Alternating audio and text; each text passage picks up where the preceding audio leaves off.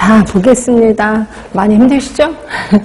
이게 역학하고 통계까지가 좀 힘들고 다음에는 그렇게 어렵진 않을 거예요. 조금만 이제 집중을 하시면 되는데 일단 장티푸스 들어갈게요. 자, 장티푸스는 이런 용어 모르시더라고요. 우리 어렸을 때는 막 그 욕을 할 때 욕 중에 하나가 이 연병하라 죽으렉스야 하면서 막 손을 들었거든요. 요즘 연병이라는 얘기를 잘 모르시더라고요. 근데 그 연병이 장티푸스라고 보시면 돼. 그러니까 연병이 병 중에서 굉장히 끔찍한 병이 이제 연병인데 그 이제 장티푸스인데 왜 그러냐면요. 장티푸스에 걸리잖아요. 치료를 안 하면 어떤 현상이 일어나냐면 일단 열이 나기 때문에 머리카락이 다 빠집니다. 근데 완전히 빠지는 게 아니라 듬성듬성 빠져요. 머리카락이. 그리고 배가 볼록해집니다. 배가 그러니까 그 설사가 아니라 이제는 변비 쪽이라고 생각하시면 돼. 그러니까 배가 있는 데는 볼록해지고 장이 천공이 될 수도 있거든요. 그러니까 배가 빵빵해지면서 열은 나고 머리가 듬성듬성 빠지니까 되게 막 무서워요. 괴기 영화를 찍는 것처럼. 이게 이제 장티푸스의 환자의 특성이라고 보시면 되는데 요즘은 그렇게까지 심하진 않을 것 같긴 하는데 일단 보시면 니은번에 치료를 하지 않으면 고열이 3, 4주 지속이 돼요. 그리고 회장, 그 장 쪽에 파이어판이라고 있습니다. 파이어판의 궤양. 요게 뜬금없이 한번 시험에 나온 적이 있어서 아주 파이어판의 궤양이고 이것 때문에 궤양이 심해지면 장이 천공이 돼요. 그리고 이것 때문에 급성 담낭염, 골수염 여기까지 발생이 되는 거고 치명률이 10%입니다. 근데 치료를 하면 1% 미만으로 떨어지게 되는 거고 문제는 뭐냐면요. 적절히 치료를 받지 않잖아요.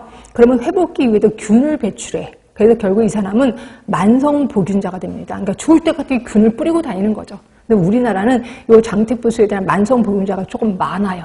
그래서 이렇기 때문에 우리나라의 풍토병처럼 자리 잡고 있는 게 장티푸스라고 보시면 됩니다. 하여튼 이것 때문에 그래서 치료를 완벽하게 하지 않으면 좀 문제가 있다라고 되어 있습니다. 자, 특징을 보시면 그 두 번째 보이시나요? 일반적으로 설사보다는 변비가 우세하다라고 되어 있습니다. 역학 특성 보시면 되고 환자 격리입니다. 확진자는 입원 격리 하라는 거고 항생제 감수성 결과에 따라 처방을 받는다라고 했고 다 치료를 받더라도 보균자가 될 수 있잖아요. 그래서 리을번에 보시면 격리 해제 기준이 있습니다. 항생제 치료 종료 후 48시간 후 24시간 간격으로 연속 3번. 혹시 아까 콜레라가 몇 번인지 기억나세요? 2번. 근데 얘는 3번까지 해야 돼. 3번 해서 음성으로 판정이 되면 그때는 격리가 해제가 된다라고 보시면 되고요.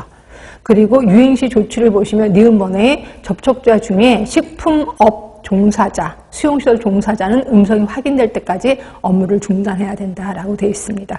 이게 외국의 역사에서 장티푸스 환자가 있었는데 이분이 식품업에 종사하는 사람이었나 봐요. 그래서 이분이 온갖 곳에 장티푸스를 막 뿌리고 다녀서 한번 이 사람한테 이렇게 그 위협을 줬대. 너 다시는 이런 일에 종사하지 마. 근데 이 사람은 워낙 음식 솜씨가 좋았나 보죠. 시골에 가서 몰래 음식 장사를 한 거예요. 그래서 이 국가에서 이 사람을 아예 평생 동안 격리를 시켰다면서 감옥에다가 그럴 정도로. 하여튼 이게 장티푸스는 보균자가 엄청 많다 이렇게 보시면 됩니다.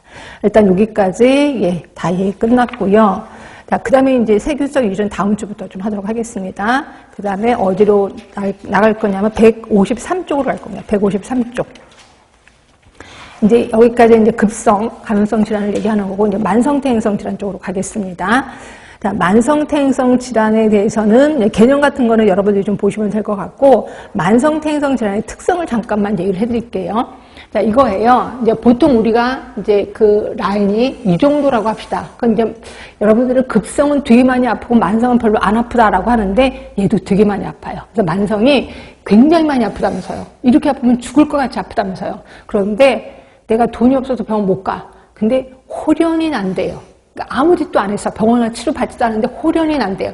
홀연이 나는데 원래 정상이 여긴데 그 정상 밑으로 나는 거야. 근데 나는 다 낫다고 생각을 해요. 그렇죠? 그냥 안 아프니까. 그러다가 내가 아무 짓도 안 했는데 아파. 또. 근데 이때는 예전보다 더 많이 아파요. 이렇게. 죽을 것 같아. 근데 또 홀연이 나요. 근데 예전보다 좀 덜 나요. 이런 식으로 해서 점점 그 병으로 죽게 되는 게 만성태행성 질환이라고 보시면 돼요. 결국 만성태행성 질환은 그 병으로 돌아갈 수밖에 없다. 이렇게 보시면 될 것 같아요. 자, 그래서 1번에 보시면 호전과 악화를 반복하면서 결국 불가역적인 병리 변화를 동반해. 시험 문제 그렇게 나오겠지. 불이라는 말을 살짝 빼겠지. 가역적인 병리 변화. 이거 이제 틀린 문장이 되는 거죠. 불가역적인 병리 변화입니다. 두 번째 보시면 질병 발생 시점이 불분명히 언제부터 이 병이 생겼는지 몰라요. 여러분들은 아플 때부터 생기지 않았을까요? 아니요. 그 전에 이미 변화가 오기 시작.